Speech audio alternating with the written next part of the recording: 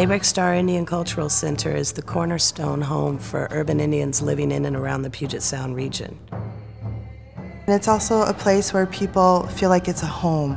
That's really important when people don't have that connection or have those relationships with their tribal history and heritage. Everybody just has so much love for this building. When you get here, you know you're going to be taken care of and treated with respect. And this is a place for the natives to meet and greet. You know, we all come together like a big, huge community center. This is where our children get married. This is where our elders take their last walk. This is where we gather to be together as Indian people. We have our burnings here, and those traditions are older than America. And those things are practiced today, and we got to pass those things on to our kids, and that's what we do. A lot of our services is about Indian child welfare and also providing a safe haven and advocacy for our urban Indian community. We are a model for urban Indians to be able to remain cohesive and culturally connected. And when we walk through these doors, we know that we are represented here, that we're comfortable here, and that we belong here.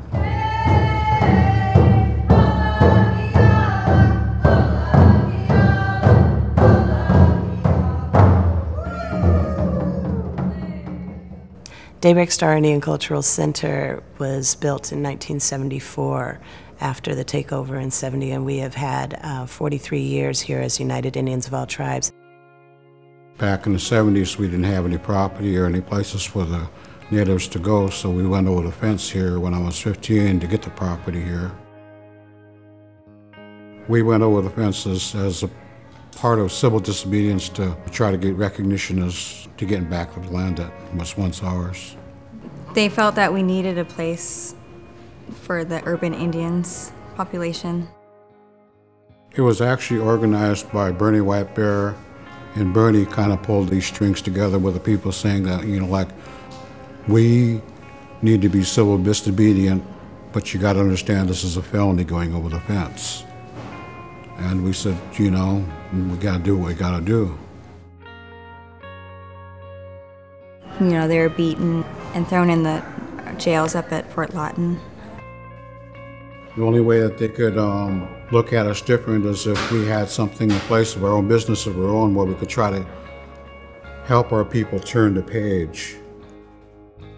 I think about everybody that fought for this land, and now it's our turn to do it for our kids and for our grandkids. We have to fight for this land.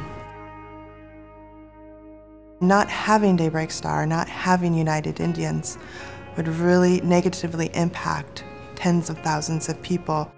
We would look at not being able to serve 900 Alaska Native and Native American inmates that are currently incarcerated in Washington State prisons. We would have 25 youth that would have to search for other housing.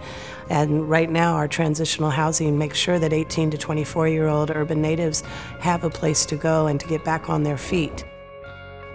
What we need from potential funders is funding to keep Daybreak Star's doors open. We need help in making sure that Daybreak Star can continue to provide the integral services that our urban Indian population so desperately needs. Every dime helps us get where we need to be. We want to get back on track, and we want to do it with your help. If you take this place away, that's just like taking everything away from our culture, and we'll have nowhere to go. We'll be lost. Without our culture,